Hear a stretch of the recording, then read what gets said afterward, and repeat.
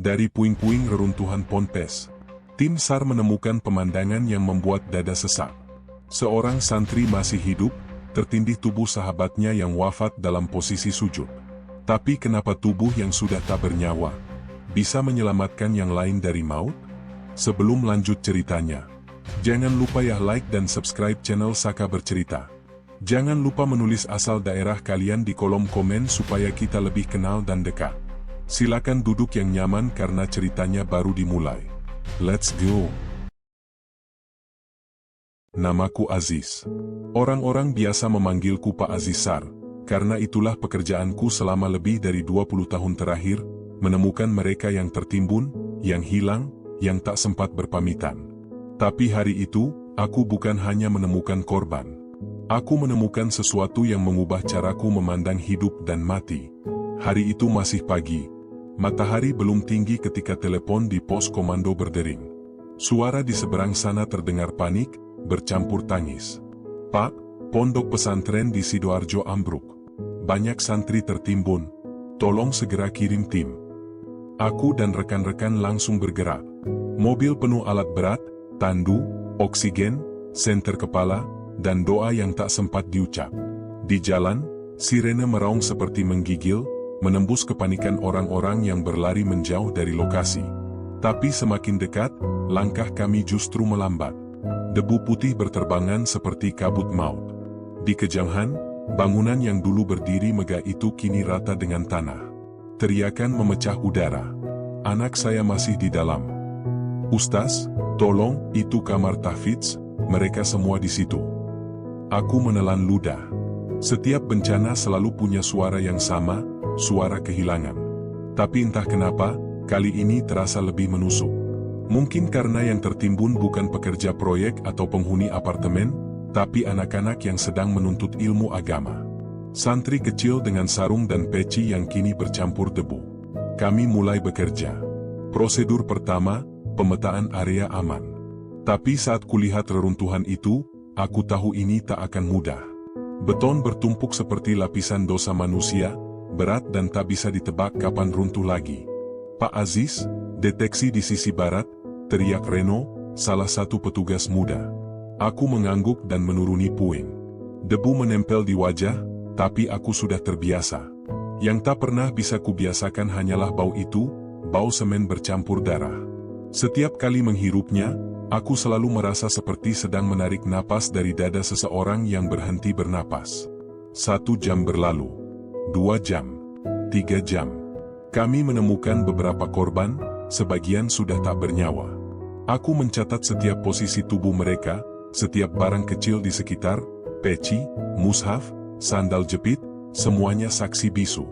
Lalu sekitar tengah hari, Reno berlari ke arahku. Nafasnya tersengal. Pak, ada suara dari bawah puing barat daya. Aku langsung menoleh. Kami berlari ke lokasi, di antara beton yang membentuk celah sempit. Aku pasang alat deteksi suara, menempelkan mikrofon kecil ke celah itu. Awalnya hening. Lalu samar-samar terdengar suara lirih. Tolong? Semua orang terdiam. Detak jantungku ikut menurun. Itu bukan gema, bukan hembusan angin, itu suara manusia. Aku berbisik ke alat komunikasi, ada yang hidup. Siapkan evakuasi manual, jangan pakai alat berat. Kami mulai menggali perlahan. Setiap pecahan beton kami angkat dengan tangan, bukan alat, karena sedikit saja salah tekan, bisa membuat puing lain runtuh. Keringat bercucuran, bercampur debu dan air mata. Seseorang di belakangku terus membaca istighfar tanpa henti, sementara yang lain melantunkan doa pendek di sela-sela hentakan linggis. Suara itu muncul lagi, lebih jelas. Tolong, saya di sini, gelap. Aku menunduk lebih dalam, berteriak, Nak, dengar saya? Jangan tidur ya. Kami datang menolongmu. Tak ada jawaban, hanya suara napas berat. Tapi itu cukup. Dalam pekerjaan seperti ini, napas adalah tanda kehidupan yang paling berharga di dunia. Waktu terasa lambat. Kami bergantian menggali, menyingkirkan batu, besi, kayu. Siang menjelma sore, dan langit mulai memerah. Beberapa santri yang selamat duduk di pinggir reruntuhan, menatap kami dengan mata kosong. Salah satu dari mereka berkata lirih, "Mungkin itu Haikal, Pak. Tadi dia terakhir di asrama barat." Nama itu menancap di kepalaku, Haikal.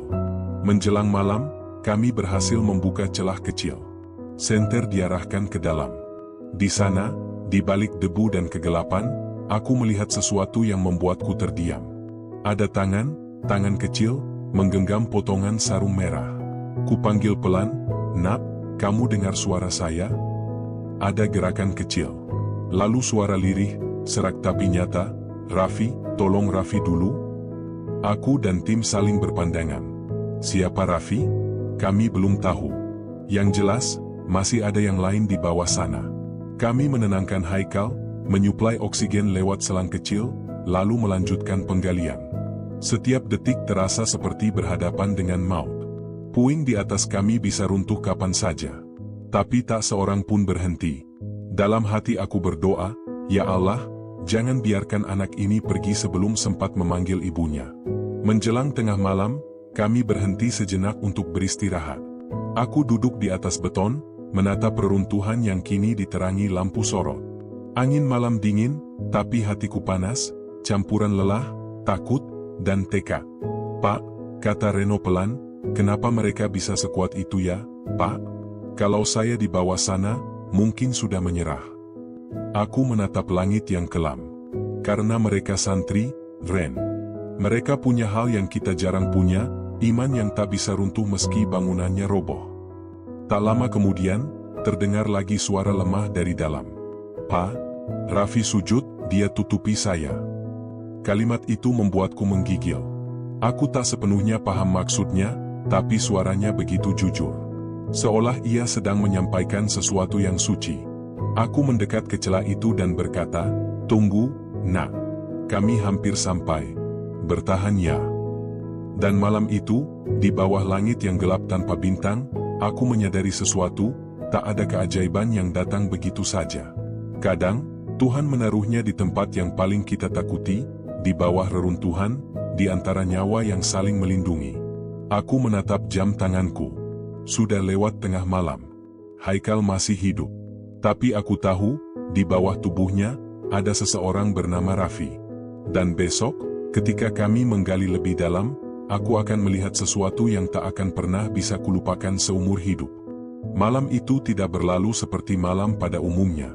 Langit di atas reruntuhan pondok Al-Khozini seolah enggan memejam. Lampu sorot berkelip di antara kabut debu, sementara suara mesin genset berdengung seperti napas yang kelelahan. Di setiap sudut, orang-orang berdoa dengan caranya masing-masing. Ada yang memegang tasbih, ada yang menatap kosong ke arah puing, ada pula yang hanya menunduk, bibirnya bergerak tapi suaranya tak terdengar. Aku berdiri di tepi reruntuhan, menatap celah sempit tempat suara itu berasal. Di sanalah Haikal, remaja yang belum genap 20 tahun, masih berjuang di bawah lapisan beton dan debu. Setiap kali ia berbisik, seolah waktu berhenti. Suaranya kecil, tapi bagi kami, itu lebih berharga daripada apapun. "Haikal," panggilku perlahan. "Kamu masih dengar suara saya, Nak?" Hening sejenak. Lalu suara itu datang lagi, sangat pelan, nyaris seperti angin. "Dengar, Pak, tapi, tolong, Raffi." Aku menelan ludah. Nama itu lagi, Raffi. Aku belum tahu siapa dia, tapi dari cara Haikal menyebutnya, aku tahu, nama itu penting. Seperti nama seseorang yang tak ingin ia tinggalkan meski dunia di atasnya telah runtuh. Kami mulai bekerja lagi. Setiap petugas mengambil posisi. Reno menyalakan alat deteksi getaran, memastikan kami tidak mengguncang struktur di atas mereka. Setiap pukulan linggis harus diatur seperti detak jantung, pelan, hati-hati, penuh perhitungan. Satu kesalahan bisa mengubah segalanya. "Arah kiri lebih aman, Pak," ujar Reno setelah memantau sensor. Lapisan atas sudah stabil, tapi fondasi masih rapuh. Aku mengangguk. "Baik, kita gali dari sini." Perlahan. Waktu berjalan lambat. Setiap detik terasa seperti menunggu kelahiran. Satu sisi hatiku ingin cepat menemukan mereka, tapi sisi lain tahu, tergesa-gesa bisa berarti maut. Sambil bekerja, aku mendengar isak pelan dari salah satu warga yang duduk tak jauh dari kami. Ia memeluk Al-Quran di dadanya, dan dari wajahnya, aku tahu ia kehilangan. Dalam bencana seperti ini, tak ada yang benar-benar siap menjadi saksi. Beberapa jam berlalu. Aku berhenti sebentar, mengusap keringat dengan punggung tangan. Debu menempel di kulit seperti abu dosa yang tak bisa hilang. Aku menatap celah itu lagi dan memanggil Haikal. Haikal, masih kuat, nak? Tahan sedikit lagi. Kami sedang menuju ke arahmu. Masih, Pak, suaranya lirih, tersendat. Gelap, tapi, saya dengar doa di luar, jangan berhenti ya, Pak. Hatiku bergetar. Aku tak tahu dari mana kekuatan anak itu berasal. Dalam kegelapan total, di bawah ratusan kilo beton, ia masih bisa mendengar doa dan memintaku untuk tidak berhenti.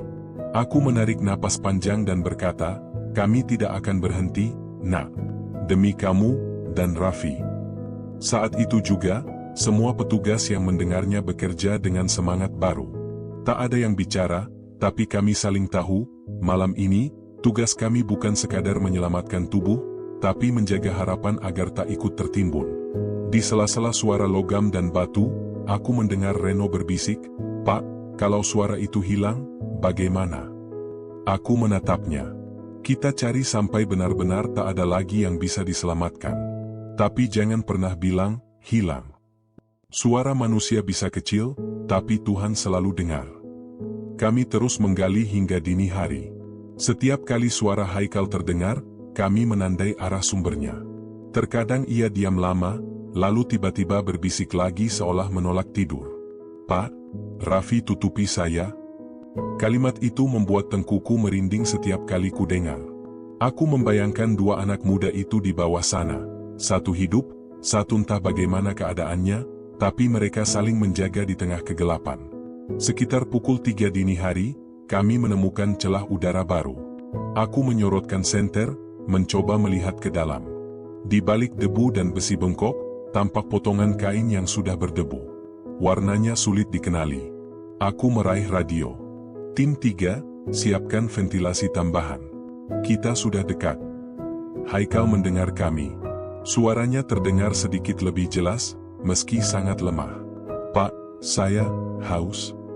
Aku merogoh botol air, memasang selang kecil, dan meneteskan air ke dalam celah itu. Hanya setetes, tapi aku tahu di bawah sana, setetes itu bisa terasa seperti mata air surga. Di luar, hujan rintik mulai turun. Tapi tak satu pun dari kami berhenti. Kami menutupi peralatan dengan terpal seadanya dan terus menggali. Setiap kali petir menyambar, seluruh reruntuhan berguncang, membuat jantung kami seolah ikut jatuh. Tapi aku tahu, kalau kami berhenti, suara itu bisa hilang selamanya.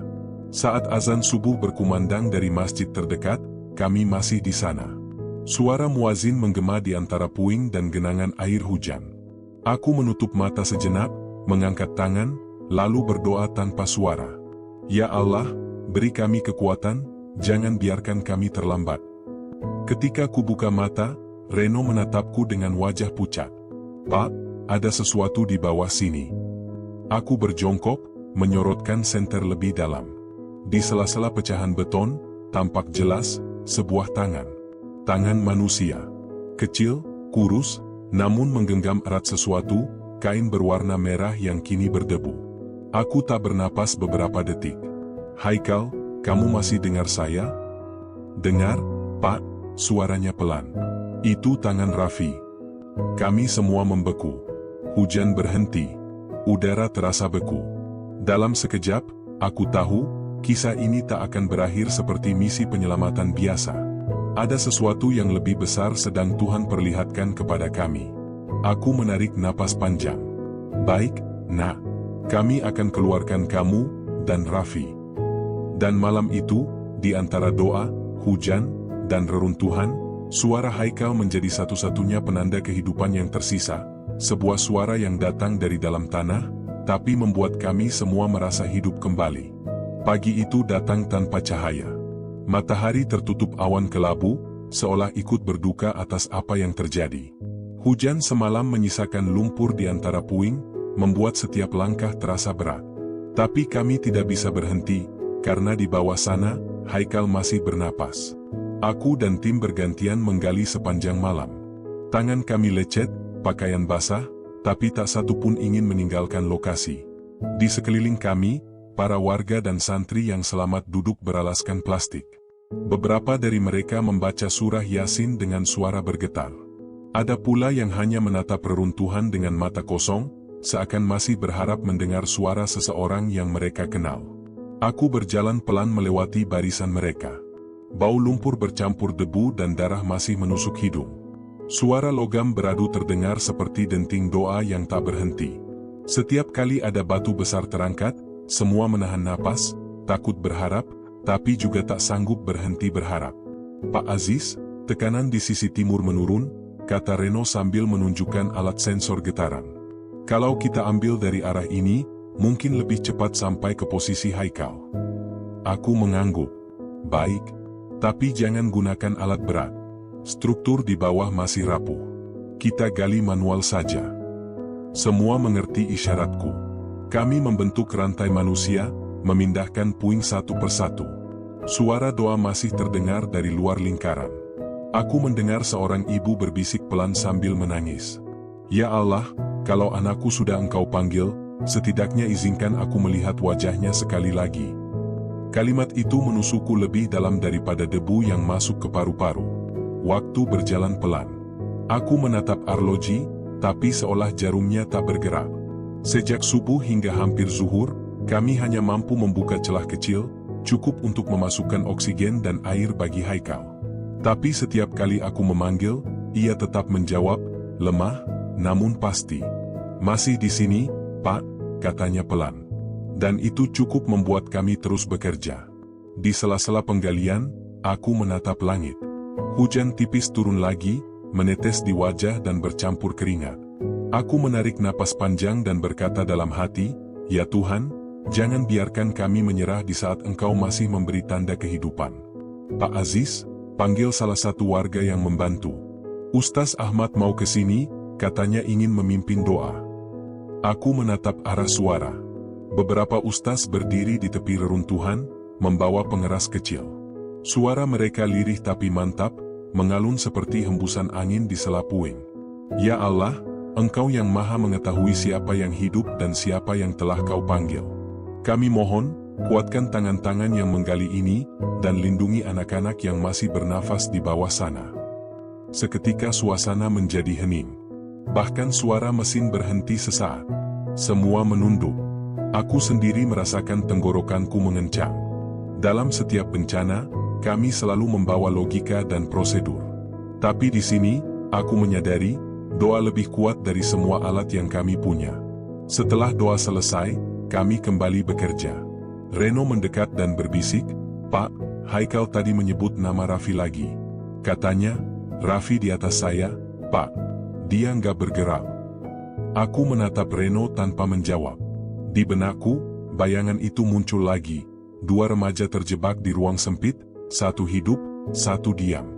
Aku tahu kami tidak sedang mencari satu korban, tapi dua jiwa yang terikat dalam cara yang belum kami pahami. Menjelang sore, angin membawa bau yang berbeda. Bau debu basah bercampur karat besi dan sesuatu yang hanya bisa ku mengerti lewat pengalaman panjang di lapangan. Bau kematian. Aku menutup hidung sebentar, lalu melanjutkan kerja. Kami sudah terlalu dekat untuk berhenti. Sekitar pukul 5 sore, batu besar terakhir berhasil kami singkirkan.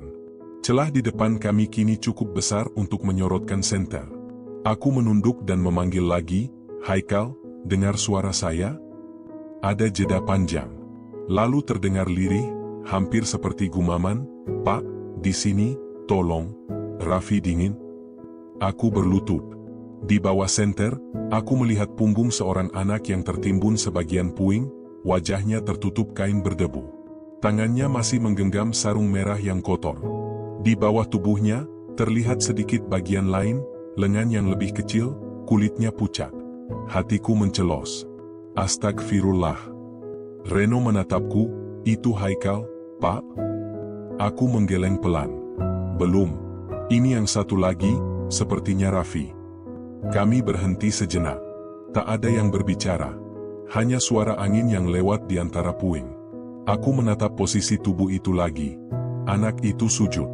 Tubuhnya menunduk ke depan, seolah sedang melindungi sesuatu di bawahnya.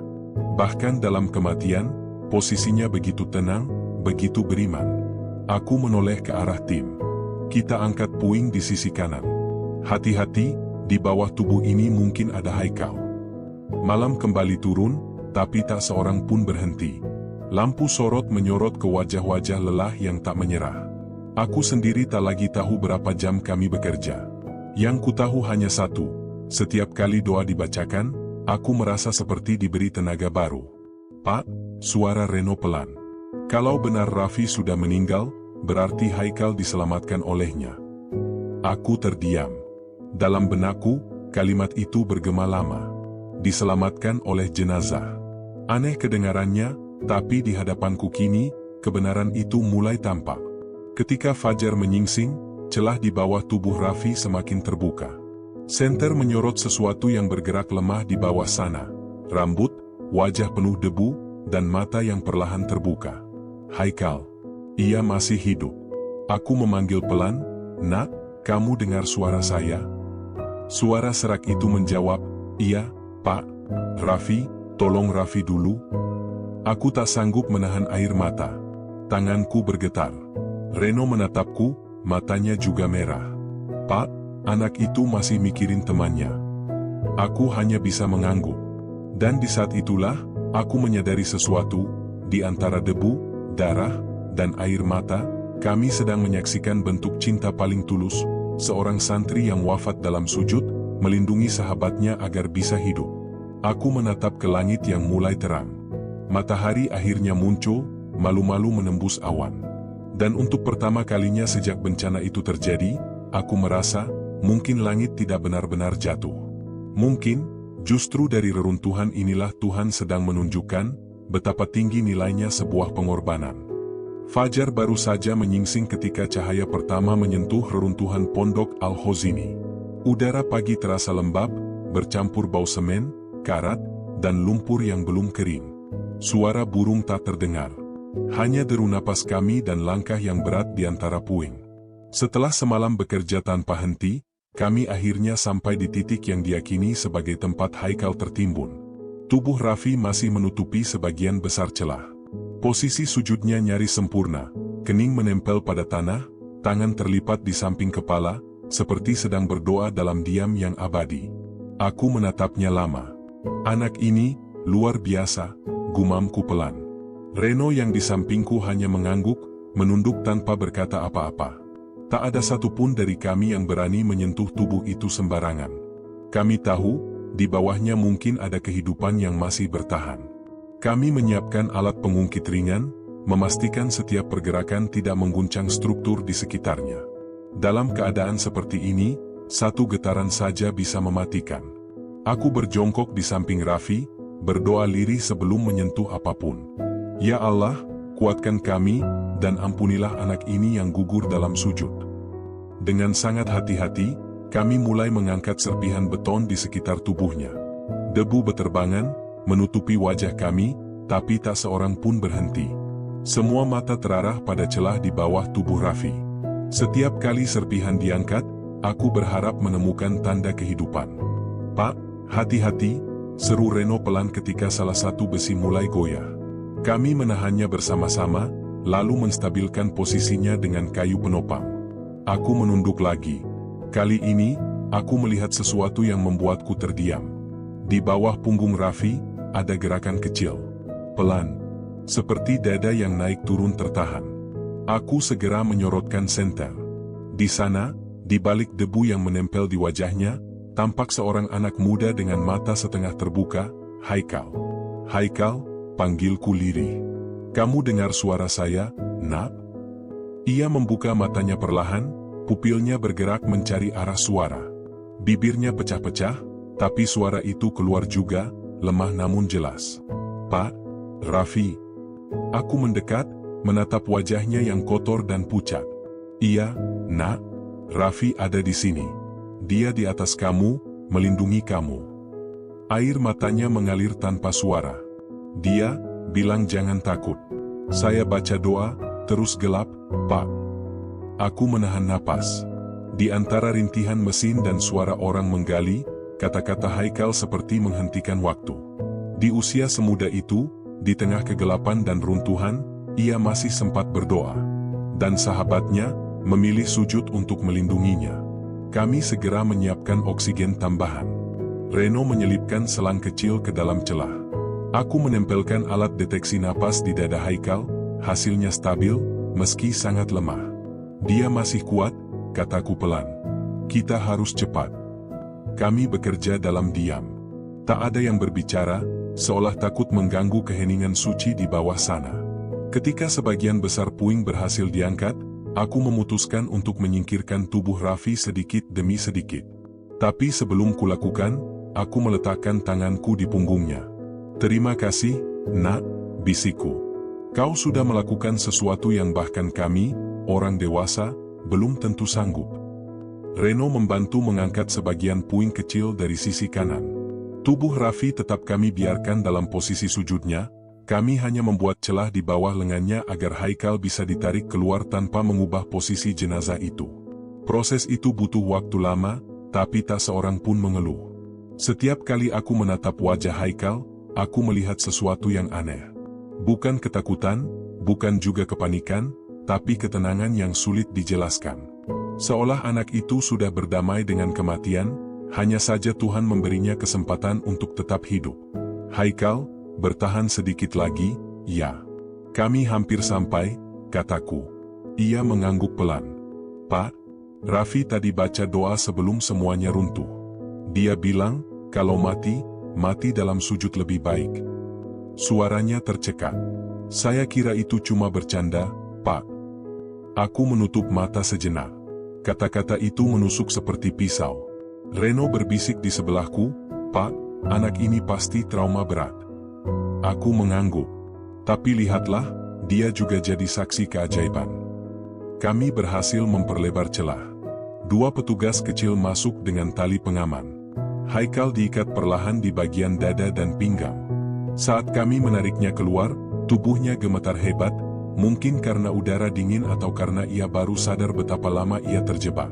Begitu kepalanya muncul dari celah reruntuhan, semua orang bersorak, tapi hanya sebentar.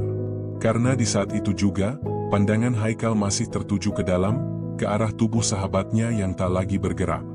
Pak, jangan tinggalkan Raffi, katanya lirih. Aku berjongkok di sampingnya, menepuk bahunya pelan. Tidak, nak. Kami akan keluarkan dia juga. Kau istirahat dulu. Wajahnya menegam, lalu perlahan melemah. Ia menangis, bukan karena takut, tapi karena kehilangan. Air matanya bercampur debu, menetes ke tanah seperti butir hujan pertama setelah kemarau panjang. Ambulans datang. Haikal segera dibawa ke rumah sakit. Saat pintu mobil ditutup, ia sempat menoleh ke arah kami dan berkata, Raffi tidak mati, Pak. Dia cuma sedang sujud. Kalimat itu membuat semua yang mendengar terdiam. Aku menatap Reno, dan ia menatap balik tanpa kata. Kami tahu, anak itu belum sepenuhnya sadar akan kenyataan. Tapi di sisi lain, kalimatnya terdengar seperti sesuatu yang lebih dari sekadar delusi. Seolah ada makna yang hanya bisa dipahami oleh hati, bukan oleh logika. Setelah ambulans berangkat, aku kembali ke reruntuhan. Langkahku berat, tapi ada sesuatu yang menarikku untuk menatap sekali lagi tubuh Raffi. Aku jongkok di dekatnya, menatap wajah yang tertutup debu namun masih menyisakan ketenangan. Bibirnya sedikit terbuka, seolah baru saja mengucapkan doa terakhir. Raffi, kataku pelan, kau mungkin tidak tahu, tapi sujudmu menyelamatkan seseorang. Dan mungkin juga menyelamatkan iman banyak orang di sini. Angin berhembus lembut, membawa aroma tanah basah dan kayu lapuk. Aku menatap langit yang mulai cerah. Entah kenapa, di balik tragedi itu, ada rasa damai yang aneh. Dan di dalam hatiku, satu nama mulai terukir dengan kuat, Haikal. Anak yang diselamatkan oleh sujud. Hari itu, aku mengerti, terkadang, kehidupan bukan tentang berapa lama kita hidup, tapi tentang untuk siapa kita bertahan, dan untuk siapa kita rela berkorban. Setelah Haikal berhasil kami keluarkan, suasana di lokasi sempat berubah. Beberapa petugas menepuk bahu satu sama lain, lega karena setidaknya satu nyawa berhasil diselamatkan. Namun, di balik rasa syukur itu, ada hening yang menggantung, karena masih ada satu tubuh yang belum kami angkat, tubuh Raffi.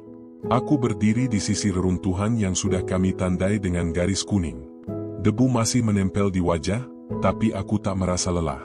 Justru ada sesuatu di dadaku yang sulit dijelaskan, campuran antara haru, kagum, dan rasa bersalah yang tiba-tiba tumbuh begitu kuat. Raffi. Nama itu terus bergema di kepala. Seorang santri muda yang bahkan belum genap dewasa, tapi memilih sujud untuk melindungi sahabatnya. Aku menarik napas dalam-dalam, menatap ke arah celah tempat ia terakhir kali kulihat. Wajahnya tenang, tangannya masih terlipat sempurna di samping kepala. Posisi itu bukan kebetulan, aku tahu karena aku sudah melihat ratusan jasad. Tapi hanya kali ini, aku merasa seolah sedang berdiri di hadapan seseorang yang wafat dalam ibadahnya. Pak Aziz, panggil Reno dari belakang. Kami sudah siap. Tinggal angkat puing bagian atas. Aku mengangguk pelan. Baik, Ren. Pastikan tidak ada tekanan dari sisi kiri. Kita jaga posisi tubuhnya. Siap, Pak. Kami mulai bekerja. Dengan hati-hati, kami menyingkirkan pecahan-pecahan beton yang menimpa bagian punggung dan kaki Raffi. Setiap kali potongan batu berpindah, udara baru masuk ke ruang yang sebelumnya tertutup rapat. Bau lembab bercampur logam memenuhi hidung, tapi tak ada yang mundur. Seorang ustaz yang sejak pagi berdiri di tepi reruntuhan datang mendekat. Usianya sudah lanjut, janggutnya memutih, matanya basah. Pak Aziz, katanya dengan suara bergetar, anak itu, Raffi, santri terbaik kami. Hafal 30 juz. Selalu jadi imam kalau subuh. Aku menatapnya lama. Tak ada kata yang bisa keluar, hanya anggukan pelan. Dia dan Haikal sahabat sejak kecil, lanjut sang ustaz. Kalau makan, selalu berdua. Kalau belajar, duduk di pojok yang sama. Mereka sering bercanda, katanya siapa yang duluan meninggal harus menunggu di surga. Hatiku bergetar. Kalimat itu terasa seperti doa yang dikabulkan dengan cara yang begitu menyakitkan. Kami melanjutkan pekerjaan dalam diam. Waktu berjalan lambat. Setiap kali aku menatap tubuh Raffi, aku merasa seperti sedang belajar sesuatu tentang arti pengorbanan. Tidak ada yang memintanya untuk menjadi pelindung. Tidak ada yang menyuruhnya untuk sujud di tengah gempa. Tapi ia memilihnya sendiri, karena cinta pada sahabatnya, dan mungkin, karena imannya. Pak, bagian bawah sudah bebas, kata Reno. Kita bisa angkat pelan-pelan. Aku mengangguk. Tunggu sebentar. Aku berlutut di samping tubuh itu. Tanganku bergetar saat menyentuh pundaknya. Dingin. Tapi bukan dingin yang menakutkan, lebih seperti keheningan yang damai. Aku mengangkat perlahan batu terakhir dari lengannya. Saat itulah, sesuatu membuatku tertegun. Tangan kanan Raffi menggenggam sesuatu. Kain lusuh berwarna merah. Sarung. Sarung yang sama yang tadi Haikal pegang erat saat kami menemukannya. Aku menarik napas panjang. Subhanallah. Reno menatapku. Pak, itu sarung yang tadi di tangan Haikal, kan? Aku mengangguk pelan. Bukan. Ini bagian yang satunya lagi. Mereka berdua pakai sarung yang sama, mungkin waktu itu Raffi menariknya untuk menutupi Haikal. Suasana di sekitar mendadak hening. Para petugas yang sebelumnya sibuk, berhenti sejenak. Beberapa dari mereka menunduk, ada yang mengusap wajah. Tak ada satupun yang berani berkata apa-apa. Momen itu begitu suci, seolah kami sedang berdiri di antara kehidupan dan kematian yang saling berpelukan. Dengan sangat hati-hati, kami mengangkat tubuh Raffi ke tandu. Aku memeriksa sekali lagi, wajahnya bersih meski penuh debu, matanya tertutup sempurna, bibirnya seolah masih basah.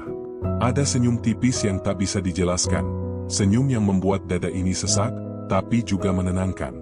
Saat tubuhnya diangkat, aku mendengar seseorang berbisik dari belakang, sepertinya dia mati dalam keadaan sujud, Pak. Aku menjawab pelan, bukan sepertinya. Memang begitu. Kami membawanya keluar dari reruntuhan dengan langkah perlahan. Setiap langkah seakan membawa doa. Ketika tandu melewati para santri yang selamat, mereka serempak berdiri dan membaca istighfar. Beberapa tak sanggup menahan tangis. Ada yang jatuh berlutut, mencium ujung tandu. Aku memalingkan wajah, takut air mataku sendiri terlihat. Tapi tak bisa kutahan lama. Aku meneteskan air mata di tengah debu dan keringat, bukan karena sedih semata, tapi karena hatiku benar-benar tersentuh. Dalam hidupku sebagai petugas SAR, aku telah melihat banyak kematian, tapi tak ada satupun yang seindah dan sebermakna ini. Setelah jenazah dibawa ke pos identifikasi, aku kembali ke area reruntuhan. Sisa-sisa kehidupan masih berserakan, buku-buku tahfidz, pecahan genting, sajadah terbakar sebagian. Aku jongkok, memungut lembaran mushaf kecil yang masih utuh. Di halaman depannya tertulis nama, Raffi bin Ahmad. Aku memandang langit yang mulai berwarna jingga. Hujan sudah berhenti. Angin sore membawa aroma tanah dan doa yang menggantung. Dalam hati aku berkata, "Ya Allah, andai semua manusia tahu betapa indahnya mati dalam sujud untuk menyelamatkan orang lain." Reno berdiri di sampingku, masih memegang helmnya. "Pak, setelah ini kita istirahat dulu?" Aku tersenyum lemah. "Boleh. Tapi mungkin malam ini aku tidak bisa tidur, Ren." "Kenapa, Pak?"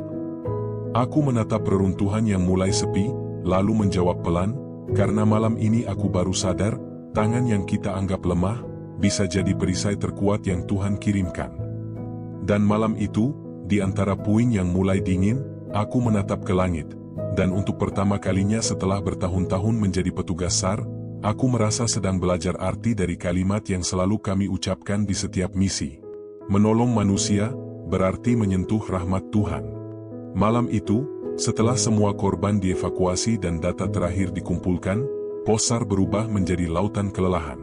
Lampu-lampu sorot menyala redup, menembus kabut debu yang belum sepenuhnya turun. Bau semen, tanah, dan darah bercampur menjadi satu, seperti aroma yang tak akan pernah hilang dari ingatanku.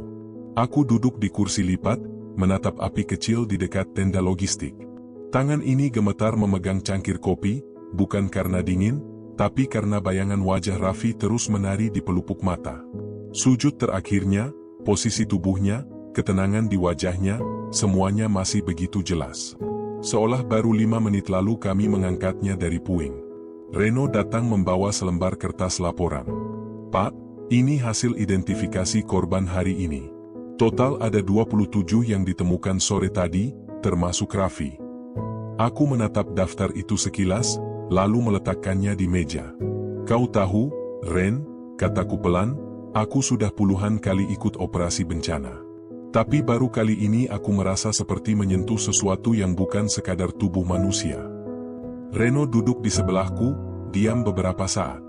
"Maksud Pak Aziz?" Aku menarik napas panjang. "Anak itu, Raffi. Dia meninggal dengan posisi sujud. Tapi bukan sujud yang kaku seperti jasad biasa. Ada ketenangan di wajahnya. Kau lihat sendiri kan tadi?" Reno mengangguk perlahan. "Iya, Pak. Waktu saya bantu angkat, rasanya kayak kita nyentuh orang yang lagi sholat." Aku menatap api yang mulai padam. Dia sujud bukan untuk dirinya sendiri, Ren. Tapi untuk melindungi orang lain. Haikal. Reno menatapku dalam-dalam. "Jadi, dia tahu reruntuhan itu mau jatuh?" "Sepertinya begitu," jawabku lirih. "Atau mungkin, dia hanya refleks. Tapi entah bagaimana, tubuhnya jadi pelindung sempurna." Beton besar itu berhenti tepat di punggungnya. Kalau dia tak berada di sana, Haikal pasti tak selamat. Kami terdiam. Angin malam berhembus pelan, menggoyang tali tenda dan membawa bunyi gesekan lembut. Dari kejauhan, terdengar suara azan Isya dari musyalah darurat yang dibangun oleh para relawan.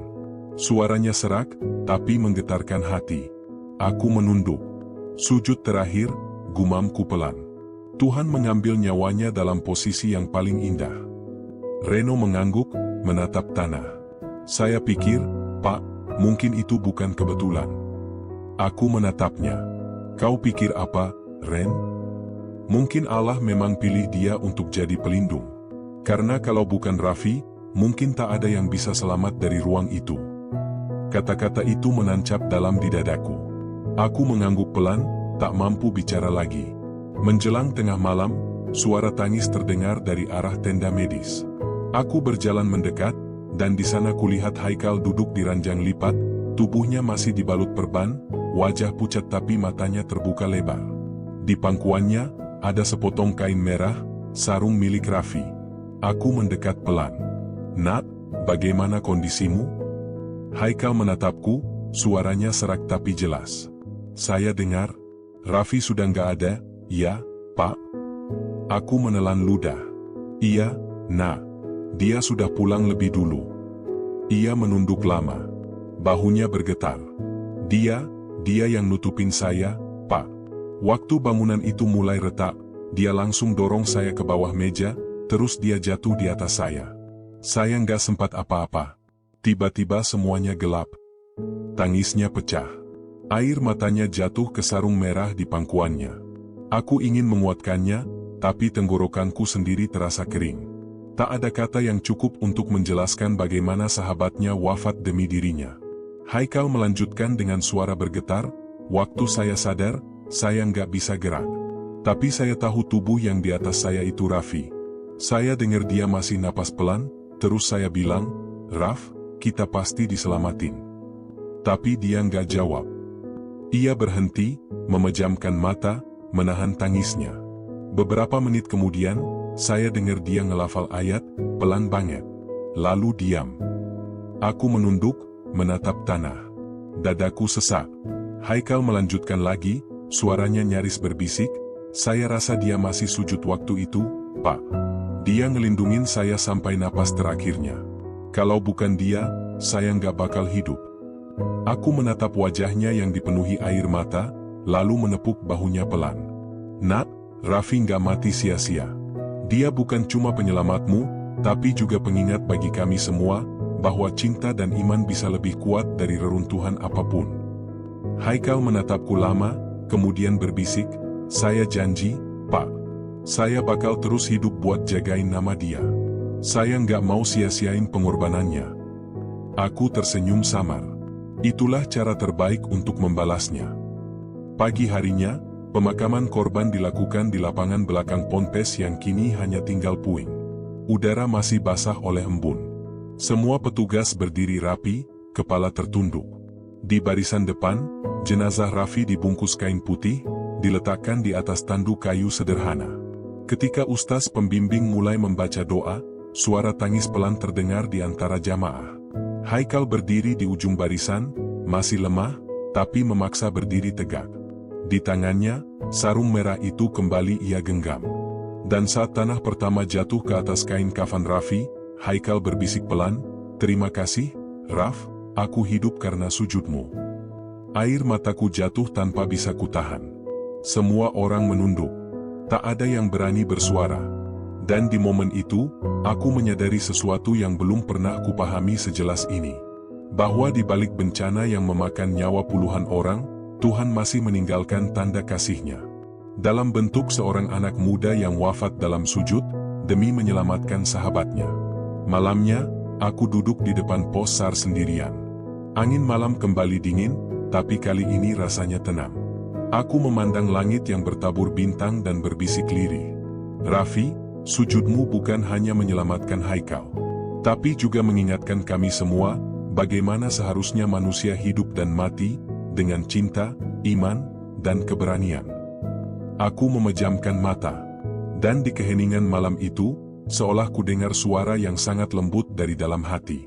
Tidak ada kematian bagi mereka yang mati dalam kebaikan, yang ada hanyalah kehidupan abadi di sisi Tuhan. Sudah seminggu sejak kami menutup operasi pencarian di Ponpes Al-Hozini. Tapi setiap kali aku memejamkan mata, suara itu masih ada, deru beton yang runtuh, teriakan meminta tolong, dan gemetar napas terakhir Raffi yang tertinggal di udara reruntuhan. Aku kira setelah semua korban ditemukan, perasaanku akan tenang. Nyatanya tidak. Bencana itu bukan sekadar kisah sedih yang berakhir di pemakaman. Bagi kami, terutama bagi Haikal, bencana itu masih hidup, menempel di dada, berdenyut dalam setiap napas. Hari itu aku kembali ke lokasi yang kini sudah sepi. Beberapa alat berat masih terparkir, tapi tak lagi bekerja. Angin membawa debu halus yang membuat udara terasa berat. Di tengah lapangan, berdiri papan kecil bertuliskan, Disinilah 67 santri menghadap Tuhannya. Aku berdiri lama di depan papan itu. Angka itu bukan sekadar jumlah. Itu wajah-wajah yang pernah tertawa, bercanda, mengaji, kini semua hilang dalam satu malam. Assalamualaikum, Pak Aziz. Suara itu membuatku menoleh. Haikal berjalan perlahan ke arahku. Tubuhnya masih lemah, tapi langkahnya tegak. Wajahnya pucat, matanya tampak lebih tua dari usianya. Waalaikumsalam, Nak, jawabku lembut. Bagaimana kabarmu hari ini? Alhamdulillah, Pak. Sudah lebih baik. Tapi hati saya belum sembuh, katanya sambil menatap reruntuhan yang mulai ditumbuhi rumput liar. Aku diam. Tak perlu jadi psikolog untuk tahu apa yang dirasakannya. Rasa bersalah seperti itu bisa menghantui seumur hidup. Kadang saya berpikir, lanjut Haikal lirih, kenapa saya yang selamat? Padahal Raffi lebih baik dari saya. Dia yang hafal Quran. Dia yang rajin sholat malam. Saya bahkan sering bangun kesiangan. Ia menatapku, matanya berkaca-kaca. Kenapa bukan saya yang digantikan, Pak? Aku menarik napas panjang, menatap ke langit yang mulai gelap. Nak, dalam hidup ini, kita tidak selalu paham cara Tuhan bekerja. Kadang Dia menyelamatkan satu nyawa, bukan karena orang itu lebih baik, tapi karena masih ada tugas yang harus diselesaikan. Haikal menunduk. Tapi saya nggak sanggup, Pak. Setiap malam saya mimpi Raffi. Dia duduk di depan saya, pakai sarung merah itu, senyum, tapi diam. Nggak ngomong apa-apa. Suara Haikal mulai bergetar. Saya coba baca doa, tapi malah makin jelas. Saya takut, Pak. Takut dia belum tenang karena saya yang masih hidup. Aku menatapnya lama. Raffi tenang, Nak. Percayalah. Justru dia ingin kau teruskan hidup ini dengan makna. Jangan jadikan pengorbanannya beban. Jadikan itu cahaya. Ia menatapku dalam, lalu menunduk lagi. Saya ingin ke lokasi dia ditemukan, Pak. Boleh? Aku mengangguk. Ayo. Kami berjalan melewati sisa bangunan yang sudah rata. Di sana, di antara bekas tembok dan pecahan kaca, masih tertinggal tanda silang merah di lantai, tanda tempat jasad Raffi ditemukan. Haikal berlutut perlahan di sana. Ia membuka tas kecilnya, mengeluarkan mushaf lusuh yang sudah diikat dengan pita putih. Saya temukan ini di tumpukan barang penyintas, Pak, katanya pelan. Ini punya Raffi. Ada catatan kecil di belakangnya. Aku mendekat. Di halaman belakang mushaf itu, tertulis dengan tinta biru. Jika aku mati, jangan sedih. Aku sudah berjanji pada Haikal, siapapun yang pergi duluan harus menunggu di surga. Haikal menutup mushaf itu dengan tangan bergetar. Air matanya jatuh membasahi tanah. Dia benar-benar nunggu saya, Pak. Aku tak sanggup berkata apapun. Angin sore meniup lembut, membuat suara gemerisik yang seolah mengiringi tangisnya. Haikal berdoa lama di tempat itu. Tangannya terangkat, bibirnya bergetar melafal doa yang mungkin lebih dalam dari semua doa yang pernah kudengar di lokasi bencana manapun. Ya Allah, jangan biarkan Raffi sendirian di sana. Jadikan sujud terakhirnya sebagai cahaya untukku. Dan izinkan aku hidup, bukan untuk menyesal, tapi untuk menyampaikan kisahnya. Air mataku menetes tanpa kusadari. Di bawah langit yang mulai oranye, di atas tanah yang masih menyimpan jejak tragedi, doa seorang anak yang diselamatkan oleh sahabatnya itu mengalir begitu jujur. Seolah bumi sendiri ikut mendengarkan. Beberapa hari kemudian, aku diundang ke acara tahlil 7 hari di rumah duka Raffi. Rumah sederhana itu penuh pelayat. Di dinding ruang tamu tergantung foto Raffi mengenakan peci hitam dan baju koko putih. Senyumnya sama seperti yang kuingat saat kami menemukannya di bawah puing.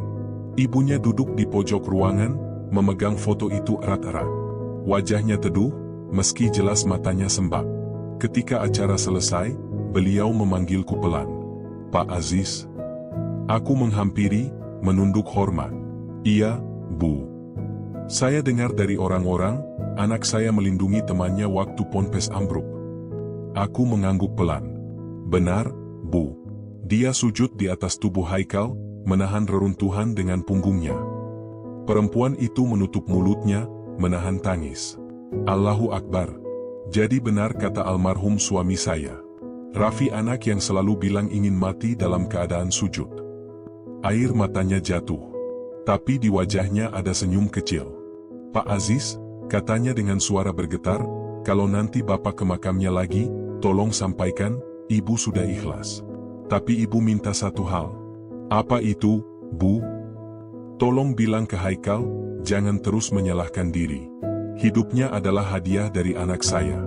Hadiah yang harus dijaga, bukan disesali. Aku mengangguk dalam-dalam. Kata-kata itu seperti air yang menenangkan luka lama di dada. Malamnya, aku menulis catatan di buku harian tim SAR, sesuatu yang biasanya kulakukan setelah operasi besar berakhir. Aku menulis, di reruntuhan Al-Hozini, aku belajar bahwa ada doa yang lahir bukan dari bibir, tapi dari perbuatan. Raffi telah berdoa dengan tubuhnya, menunduk di tengah kehancuran, memohon keselamatan untuk sahabatnya. Dan Tuhan menjawabnya. Aku menutup buku itu, mematikan lampu, lalu menatap keluar tenda. Di langit, satu bintang tampak paling terang. Entah kenapa, aku merasa itu Raffi, tersenyum dari tempatnya, menunggu janji yang pernah ia tulis di mushaf kecilnya. Menunggu di surga. Sejak malam tahlilan itu, aku jarang bisa tidur nyenyak. Setiap kali aku mencoba memejamkan mata, bayangan Raffi selalu muncul, bukan lagi di bawah reruntuhan, tapi dalam bentuk yang lain, tersenyum, berdiri di tengah cahaya, memandangku seolah ingin menitipkan sesuatu. Entah pesan, entah doa yang belum selesai. Dan setiap kali aku terbangun, angin malam selalu membawa suara samar, seperti lantunan ayat yang tak lengkap. Aku tahu itu bukan nyata. Tapi ada sesuatu di dalam hatiku yang terus berbisik, Raffi belum benar-benar pergi. Beberapa hari kemudian, aku menerima telepon dari Ustaz Hasan, pengasuh ponpes yang selamat dari tragedi. Pak Aziz, katanya dengan nada cemas, Haikal, sejak semalam tidak bisa tidur. Katanya dia terus mendengar suara dari mimpi. Suara Raffi memanggilnya. Aku terdiam beberapa detik. Suara? Iya, katanya suaranya lembut, tapi jelas. Memanggil namanya dan menyuruhnya kembali ke reruntuhan. Ya Allah, desahku pelan. Baik, Ustaz. Saya ke sana sekarang. Ketika aku tiba di rumah penampungan para korban, Haikal duduk di teras, menatap kosong ke langit sore. Wajahnya pucat, matanya cekung. Nak, panggilku pelan, apa kau tidak istirahat? Ia menoleh perlahan, suaranya serak. Pak, saya nggak bisa tidur. Setiap kali merem, saya dengar Raffi. Dia manggil nama saya. Kal, tolong temuin aku di tempat itu lagi. Aku mendekat, duduk di sampingnya. Mungkin itu cuma perasaanmu, Nak. Kau masih trauma. Bukan, Pak. Ia menatapku serius, matanya bergetar. Saya yakin itu bukan mimpi biasa. Suaranya nyata. Dan tadi malam, saya lihat dia. Di antara puing, dia sujud lagi.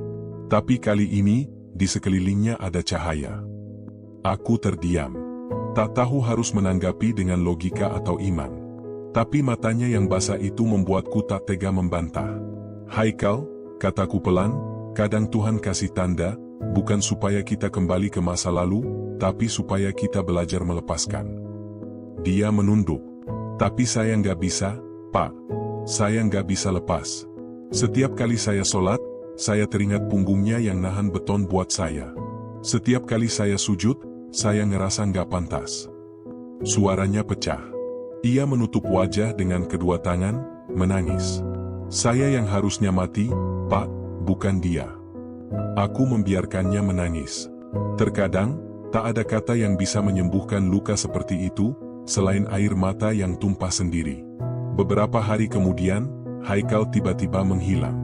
Pagi itu aku sedang berada di pos SAR yang dijadikan tempat penyimpanan barang korban ketika Reno datang tergesa-gesa. Pak Aziz, Haikal nggak ada di rumah penampungan. Kata Ustaz Hasan, subuh tadi dia keluar sendirian. Jantungku langsung berdegup keras. Kemana? Reno menunduk.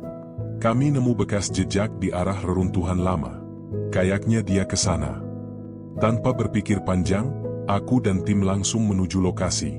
Awan mendung menggantung, udara berat seperti menahan hujan.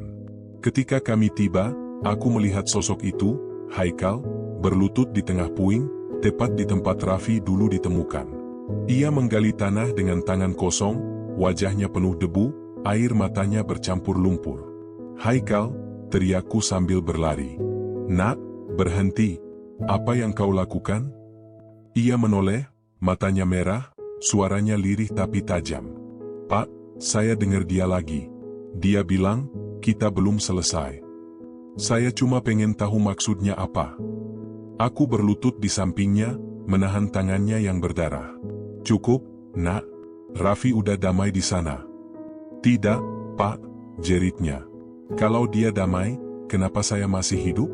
Kenapa setiap kali saya sujud, saya ngerasa tangan dia masih di punggung saya?" Aku menarik napas panjang, menahan emosi. "Karena kau belum ikhlas, Haikal. Kau belum berdamai dengan takdirmu. Tuhan gak ingin kau terjebak dalam rasa bersalah. Dia ingin kau hidup, bukan menghukum diri." Haikal menatapku lama. Lalu tiba-tiba, suaranya melemah. "Tapi bagaimana kalau saya cuma hidup karena dosa saya ditukar sama pengorbanannya, Pak?" "Tidak, Nak," aku menggeleng tegas. "Kau hidup karena doa Raffi dikabulkan. Doanya bukan untuk mati, tapi untuk menyelamatkanmu." Ia terdiam. Angin berhembus, membawa aroma tanah basah. Tiba-tiba hujan turun deras. Kami berlindung seadanya, tapi Haikal tetap duduk di sana, memeluk tanah yang basah. Aku menatapnya dalam diam, dan di tengah hujan, aku melihat sesuatu yang tak akan pernah kulupa. Haikal menunduk, lalu bersujud di tempat itu. Lama sekali. Dan di antara gemuruh hujan, aku mendengar suaranya bergetar pelan. "Ya Allah, kalau hidup ini memang milik MU, tunjukkan untuk apa Engkau biarkan aku bertahan. Jangan jadikan hidupku hutang yang tak terbayar.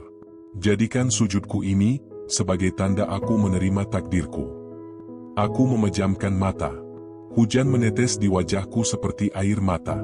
Dalam hatiku aku tahu, malam itu, Haikal akhirnya menemukan arti dari suara yang memanggilnya selama ini. Bukan panggilan untuk mati, tapi panggilan untuk berdamai. Setelah hari itu, Haikal berubah. Ia lebih tenang. Ia mulai kembali mengajar anak-anak di pengungsian membaca Al-Quran, meski tubuhnya masih lemah. Setiap kali azan berkumandang, ia datang lebih dulu ke musala, dan sujudnya kini selalu lama, tapi bukan karena duka, melainkan karena syukur. Suatu sore, ia menghampiriku dengan senyum yang baru kulihat lagi sejak bencana itu. "Pak," katanya pelan, "saya mimpi Raffi lagi tadi malam." Aku menatapnya waspada. "Apa yang dia bilang?" Haikal tersenyum kecil. "Dia bilang, sudah waktunya kamu berhenti merasa berdosa. Aku sudah tenang." Ia menatap langit sore yang kemerahan. "Dan anehnya, Pak, waktu itu dia nggak pakai sarung merah lagi. Dia pakai putih. Bersih sekali." Aku ikut menatap langit. "Mungkin karena doamu sudah sampai, Nak." Haikal mengangguk. "Atau mungkin, karena sujudnya sudah mengajarkan saya bagaimana cara berdamai." Aku menghela napas panjang, merasa beban di dada ikut terangkat. Di kejauhan, suara anak-anak mengaji menggema lembut, menggantikan jerit tangis yang dulu memenuhi tempat ini. Dan di tengah ketenangan itu, aku tahu, tragedi Ponpes Al-Khozini tidak hanya meninggalkan reruntuhan, tapi juga kebangkitan, dari dosa menjadi doa, dari rasa bersalah menjadi rasa syukur. Malam itu, aku menulis satu kalimat terakhir di catatan harian tim SAR. Ada sujud yang menyelamatkan tubuh. Ada sujud yang menyembuhkan jiwa. Dan Raffi meninggalkan keduanya. Aku menutup buku itu, lalu berbisik pelan ke langit malam. "Terima kasih, Nak. Karena dari sujud terakhirmu, kami semua belajar untuk hidup dengan hati yang baru." Sudah hampir 2 bulan sejak reruntuhan terakhir di Ponpes Al-Khozini dibersihkan. Dari tempat yang dulu hanya berisi debu, kini mulai tumbuh kehidupan baru, beberapa tenda belajar berdiri, suara anak-anak mengaji menggema setiap sore, dan papan besar di gerbang bertuliskan kalimat sederhana yang membuat siapapun berhenti sejenak untuk membaca. "Dari puing kami belajar arti sujud." Aku membaca kalimat itu setiap kali melewati lokasi. Entah siapa yang menulisnya pertama kali, tapi aku tahu pasti, Kalimat itu lahir dari luka yang sudah berubah menjadi doa. Hari itu, matahari menyorot lembut di antara awan. Aku datang ke Ponpes untuk mengantar logistik bantuan tahap akhir. Di halaman, Haikal sedang duduk di bawah pohon, dikelilingi beberapa anak kecil yang belajar mengaji. Senyumnya kali ini berbeda. Tidak lagi dibungkus kesedihan, tapi ketenangan. "Nak, kau makin sibuk sekarang," sapaku sambil mendekat. Haikal tersenyum. "Iya, Pak. Saya diminta bantu jadi guru sementara. Anak-anak ini masih trauma kalau mendengar suara keras, jadi kami ngaji pelan-pelan saja." Aku menatap wajah-wajah kecil itu, sebagian masih memiliki luka di tangan atau dahi.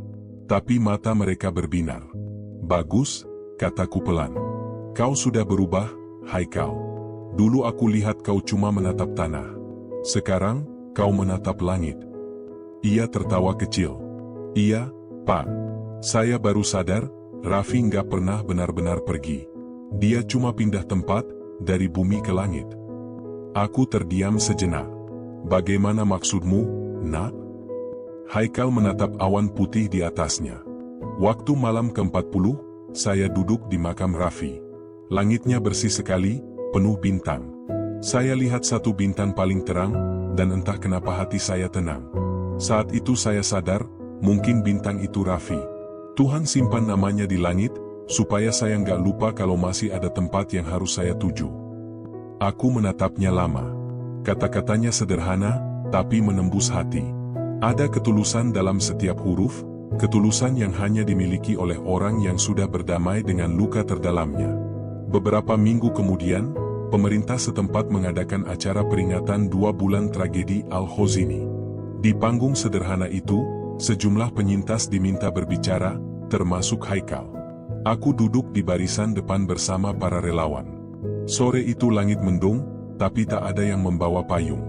Semua orang ingin mendengar kisah yang sudah menjadi bagian dari hati mereka. Haikal naik ke panggung dengan langkah tenang. Wajahnya masih muda, tapi matanya seperti memuat usia yang lebih tua dari tubuhnya.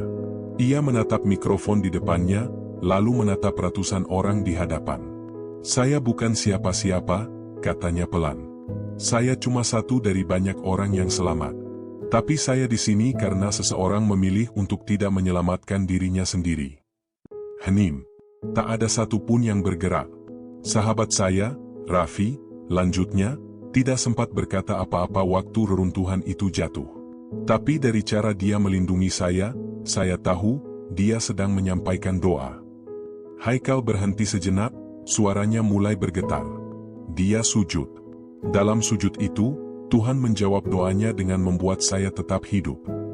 Beberapa orang mulai terisak. Aku menunduk, menahan air mata. Haikal menatap langit yang mulai berwarna jingga. "Dulu, saya sering bertanya kenapa Tuhan gak tukar posisi kami. Tapi sekarang saya tahu, tugas saya bukan menyesali, tapi menyampaikan. Karena selama saya hidup, nama Raffi akan terus saya bawa dalam setiap ayat, setiap sujud, dan setiap langkah." Ia menutup pidatonya dengan kalimat yang membuat seluruh lapangan tenggelam dalam diam. Raffi mungkin sudah di langit, tapi sujudnya tetap di bumi, jadi penuntun bagi siapapun yang masih belajar mencintai dengan cara yang paling sunyi. Aku meneteskan air mata, bukan karena sedih, tapi karena bahagia melihat anak itu akhirnya benar-benar sembuh. Bukan dari luka tubuh, tapi dari luka jiwa. Setelah acara selesai, aku berjalan bersama Haikal ke tepi lapangan. Angin sore bertiup lembut, membawa aroma tanah basah dan bunga tabur dari makam para santri. "Pak," kata Haikal pelan, "saya mau minta tolong satu hal." "Apa itu, Nak?" "Kalau suatu hari nanti saya sudah nggak ada, jangan tulis nama saya di batu nisan." Aku menatapnya kaget. "Kenapa?" Dia tersenyum. "Karena saya ingin nama saya disimpan di langit, sama seperti Raffi." Aku tak bisa menahan senyum haru. "Kalau begitu, biarkan saya yang tulis di hati saya. Di sini." Aku menepuk dada sendiri. Haikal tertawa kecil, matanya berair. "Boleh, Pak." Kami berdiri lama menatap langit senja. Awan terbakar oranye, dan di antara celahnya, satu cahaya kecil mulai muncul. Bintang pertama malam itu. "Lihat, Pak," katanya lirih. Dia datang lagi. Aku menatap ke arah yang sama. Dan entah mengapa, di dalam hatiku aku tahu, di balik cahaya kecil itu, nama Raffi sedang disebut-sebut oleh malaikat. Beberapa hari kemudian, aku menerima surat kecil. Sampulnya kusam, tulisan tangannya miring tapi rapi. Dari Haikal. Isi surat itu singkat. Pak Aziz, kalau suatu saat Bapak ke lokasi Ponpes lagi, tolong sampaikan pada tanah itu, terima kasih sudah menyimpan sahabat saya dengan baik. Saya sudah memaafkan diri saya, dan sudah memaafkan takdir. Sekarang saya tahu, tidak ada yang benar-benar hilang. Karena langit menyimpan semua nama yang pernah mencintai dengan tulus. Aku membaca surat itu berulang kali.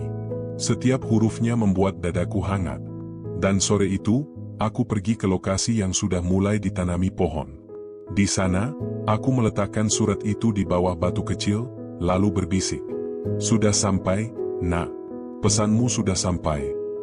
Langit sore berubah jingga keemasan. Dan untuk pertama kalinya sejak tragedi itu, aku merasa tempat ini bukan lagi kuburan kesedihan, tapi taman kenangan yang penuh doa. Di atas sana, aku yakin, Raffi tersenyum. Dan di bumi ini, Haikal akhirnya belajar terbang, dengan sayap doa yang dulu pernah menyelamatkannya. Malam itu langit Sidoarjo tampak jernih.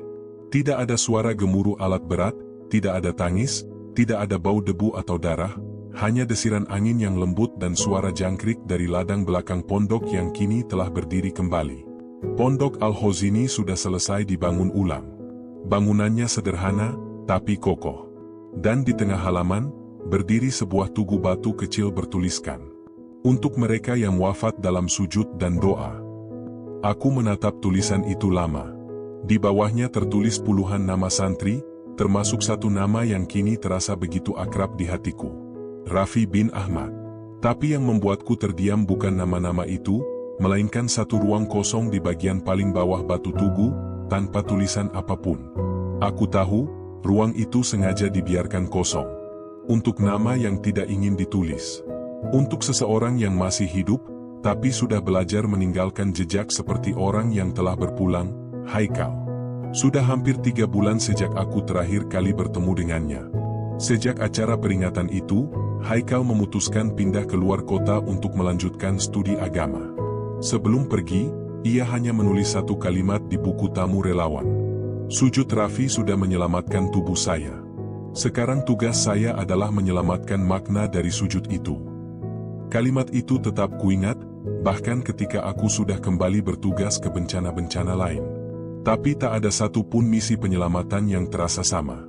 Setiap kali aku menuruni puing atau menggali reruntuhan, aku selalu ingat pada malam itu. Malam ketika seorang santri kecil mengajarkan arti paling dalam dari kata menyelamatkan. Beberapa bulan kemudian, aku menerima kabar dari Ustaz Hasan. Pak Aziz, katanya di telepon, Haikal sekarang sedang mengajar di pesantren kecil di pinggir kota. Katanya dia ingin mendidik anak-anak yatim, supaya mereka bisa menghafal Quran atas nama Raffi. Aku tersenyum tanpa sadar. Alhamdulillah, akhirnya dia menemukan jalannya. Iya, Pak. Dan anehnya, setiap kali subuh, dia selalu menunggu fajar di halaman. Katanya, dia suka lihat cahaya pertama pagi, karena di sana dia merasa bisa bicara dengan Raffi. Aku menatap jendela pos SAR yang terbuka. Di luar, fajar sedang naik perlahan, membelah sisa malam dengan garis tipis keemasan. Mungkin benar, cahaya pertama itulah tempat semua doa bertemu, di antara bumi dan langit. Beberapa minggu setelah kabar itu, aku kembali ke Sidoarjo untuk menghadiri peresmian pondok yang baru. Banyak orang datang, dari santri lama hingga pejabat daerah. Tapi yang paling membuat dadaku hangat adalah ketika kulihat anak-anak kecil berlari di halaman sambil tertawa, memakai seragam putih bersih. Di tangan mereka, masing-masing membawa mushaf kecil dengan sampul merah. Aku menatapnya kaget. Seorang guru di dekatku berkata, itu permintaan Haikal, Pak. Setiap santri baru akan diberi mushaf merah, agar mereka selalu ingat kisah Raffi. Aku hampir tak bisa berkata apa-apa. Dunia seperti berputar pelan, dan aku melihat potongan-potongan masa lalu, sarung merah, sujud terakhir, tangan yang melindungi. Semuanya kini berubah menjadi warna kehidupan. Sore itu, menjelang maghrib, aku pergi sendirian ke pemakaman para korban. Udara dingin, tapi menenangkan. Rumput sudah tumbuh rapi, bunga tabur masih segar. Aku berdiri di depan makam Raffi, menunduk, lalu berdoa dalam hati. Raffi, aku bukan siapa-siapa, hanya seorang saksi kecil dalam kisahmu. Tapi izinkan aku berterima kasih, karena lewat pengorbananmu, aku belajar sesuatu yang tak diajarkan dimanapun, bahwa kematian tidak selalu berarti berakhir, dan hidup tidak selalu berarti menang. Aku mengusap batu nisan itu perlahan. Angin sore berhembus, membawa aroma tanah dan bunga melati. Entah dari mana, ku dengar suara anak-anak mengaji dari arah pondok, lembut, bersahut-sahutan dengan angin. Aku tersenyum.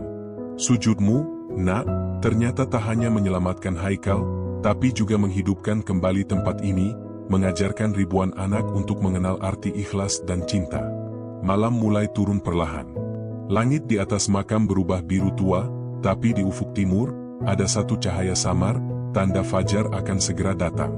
Aku duduk di tanah, memejamkan mata, mengingat satu demi satu peristiwa sejak hari bencana. Betapa setiap puing yang kami angkat ternyata menyimpan pelajaran. Betapa setiap tubuh yang kami temukan bukan hanya korban, tapi pengingat. Dan betapa satu sujud bisa mengubah hati begitu banyak orang, bahkan yang tak pernah mengenalnya. Aku berbisik lirih ke udara malam. Raffi, fajar akan datang sebentar lagi. Tapi cahaya yang kau tinggalkan tidak akan pernah padam. Aku menatap ke langit. Bintang-bintang tampak memudar, digantikan warna keemasan pertama di cakrawala. Udara mulai hangat, menandakan hari baru akan lahir. Dan di momen itulah, aku sadar. Setiap fajar yang terbit bukan hanya pergantian waktu, tapi juga kesempatan untuk menebus, mencintai, dan mensyukuri hidup yang pernah diselamatkan oleh orang lain. Aku berdiri perlahan, menatap langit yang perlahan terang. Selamat pagi, nak, bisikku. Sujudmu sudah mengajarkan kami cara menyambut cahaya. Pagi itu, sinar matahari menembus daun-daun dan menyinari tugu kecil di halaman pondok. Tulisan di batu itu kini tampak lebih jelas dari sebelumnya. Dan di bawahnya, seseorang, entah siapa, telah menambahkan satu baris baru dengan cat kecil berwarna putih. Cahaya pertama fajar adalah doa yang ditinggalkan oleh mereka yang wafat dalam sujud. Aku tersenyum. Mungkin Haikal yang menulisnya. Atau mungkin, Raffi yang menggerakkan tangan seseorang untuk melakukannya. Yang pasti, setiap kali aku menatap langit sebelum fajar terbit, aku tak lagi melihat gelap. Aku melihat cahaya.